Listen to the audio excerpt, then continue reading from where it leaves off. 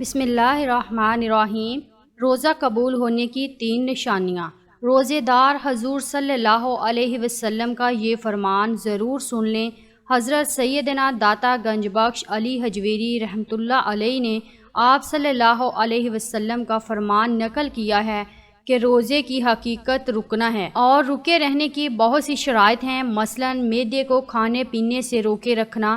آنکھ کو بدنگاہی سے روکے رکھنا، کان کو غیبت سننے، زبان کو فضول اور فتنہ انگیز باتیں کرنے اور جسم کو حکم الہی عز و جل کی مخالفت سے روکے رکھنا روزہ ہے۔ جب بندہ ان تمام شرائط کی پیروی کرے گا تب وہ حقیقتاً روزہ دار ہوگا۔ آپ رحمۃ اللہ علیہ کے اس فرمان مبارک سے ظاہر ہوتا ہے کہ جب وہ حقیقتاً روزہ دار ہوگا تو انشاءاللہ اس کا روزہ بھی مقبول ہوگا۔ تو یہ پہلی نشانی ہے۔ ناظرین، اصل بات قبولیت کی ہے۔ ہمارا کوئی بھی عمل جو ہم کرتے ہیں اس کا کرنا بڑی بات نہیں ہے، بلکہ اس عمل کا اللہ کی بارگاہ میں قبول ہونا زیادہ اہم ہے۔ آپ صلی اللہ تعالیٰ علیہ وسلم نے ارشاد فرمایا کہ روزہ صرف نہ کھانے اور نہ پینے کا نام نہیں ہے، بلکہ روزہ آنکھ، کان، ناک، منہ اور زبان کا ہے کہ زبان سے غلط بات نہ بولی جائے، کانوں سے غلط چیز کو نہ سنا ہو، اور اگر وہ پھر بھی غلط کام کرتا رہے اور بھوکا پیاسا رہے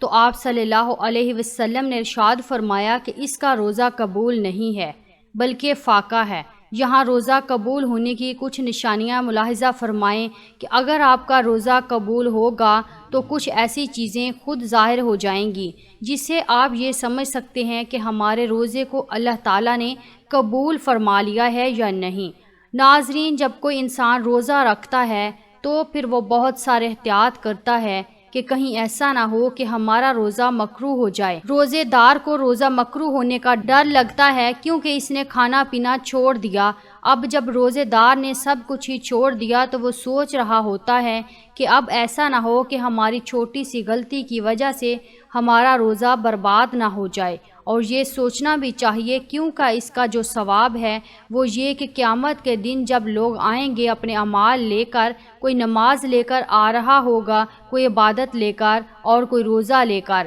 تو اللہ تعالیٰ اور اس کے فرشتے ان کو اجر و انعام دینا شروع کر دیں گے۔ نمازیوں کو اس کا بدلہ مل جائے گا، صدقہ دینے والے کو اس کا صلہ مل جائے گا، حج کرنے والے کو فرشتے اس کا بدلہ اور انعام دے دیں گے۔ پھر باری آئے گی روزے دار کی تو فرشتے کہیں گے، یا رب، یہ روزے دار ہیں جنہوں نے تیرے لیے روزہ رکھا تھا، بھوکے اور پیاسے رہے تھے، تو کیا ان کو اس کا اجر دے دیا جائے؟ تو اللہ تعالیٰ فرمائے گا، اے فرشتوں، پیچھے ہٹ جاؤ، اس کا روزہ خالص میرے لیے تھا اور میں خود اس کے روزے کا اجر عطا کروں گا۔ کیونکہ انسان نماز میں دکھاوا کر سکتا ہے، صدقہ دینے میں دکھاوا کر سکتا ہے، لیکن روزہ رکھنے میں انسان دکھاوا نہیں کر سکتا، کیونکہ وہ تو خود ہی جانتا ہے کہ میرے بھوکا پیاسا رہنا ضائع نہ ہو جائے۔ جیسا کہا جاتا ہے کہ قبر کا حال مردہ ہی جانتا ہے، تو وہ انسان جو پورا دن بھوکا رہا ہے، پیاسا رہا ہے، وہ بھی اپنا حال خود جانتا ہے۔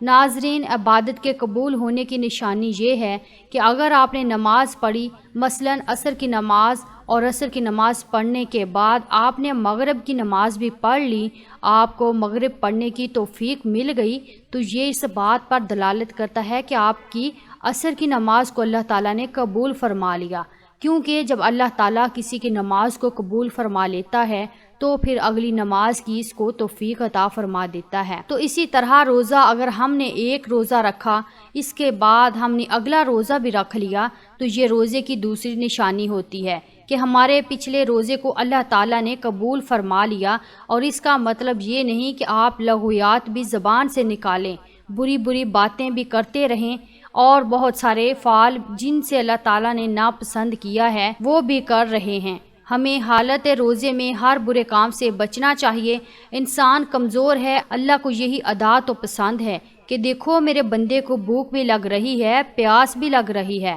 لیکن پھر بھی وہ میرے لیے بھوکا ہے۔ جب انسان افطاری کے وقت بیٹھتا ہے اور اذان سننے سے پہلے اللہ فرشتوں سے فخر فرما کے کہتا ہے کہ دیکھو میرے بندے کے سامنے کھانا رکھا ہے، پانی رکھا ہے، اے فرشتوں اس کو بھوک بھی ہے لیکن کھانا کیوں نہیں کھا رہے؟ تو فرشتے جواب میں کہتے ہیں کہ یا رب، اس کو تیرے خوف نے روکے رکھا ہے، تو اللہ تعالیٰ فرماتا ہے کہ جاؤ، میں نے ان کی بخشش فرما دی اور اللہ تعالیٰ خوش ہوتا ہے، ایسے روزے دار کو دیکھ کر مسکراتا ہے۔ تیسری نشانی یہ ہے کہ جب کسی انسان کا روزہ اللہ تعالیٰ اپنی بارگاہ میں قبول فرما لیتا ہے تو اس کو ذہنی سکون ملتا ہے، دل میں تقویت حاصل ہوتی ہے، اگلے روزے کی توفیق ملتی ہے۔ کچھ لوگ کہتے ہیں کہ روزہ رکھ کے کمزوری ہو گئی، لیکن جب انسان کا روزہ اللہ تعالیٰ اپنی بارگاہ میں قبول فرما لیتا ہے تو اس کو بظاہر دیکھنے میں لگ رہا ہے کہ انسان کمزور ہے، لیکن اندرونی ایک طاقت اور قوت جو اس کو ملتی ہے،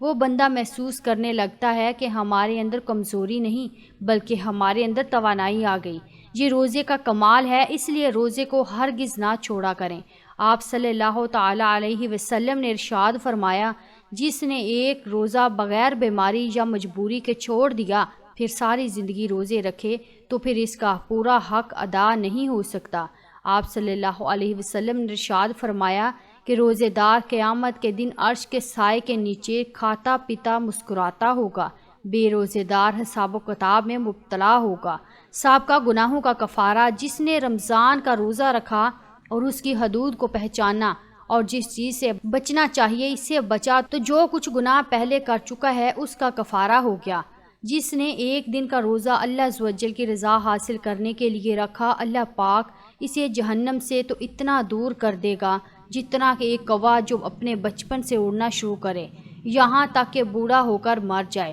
مذکورہ بالا باتوں سے معلوم ہوا کہ اگر ہم ان بیان کردہ فرامین کے مطابق روزہ رکھیں گے تو اللہ پاک کی رحمت سے امید ہے کہ روزے کی قبولیت کا سامان ہو جائے گا۔ اللہ پاک ہمیں بہتر عمل کرنے کی توفیق عطا فرمائے اور ہمیں نیکوکاروں میں شامل کرے، آمین۔ ناظرین، ویڈیو کو لائک کیجئے، چینل کو سبسکرائب کیجئے اور کمنٹ باکس میں آمین ضرور لکھیے۔ شکریہ۔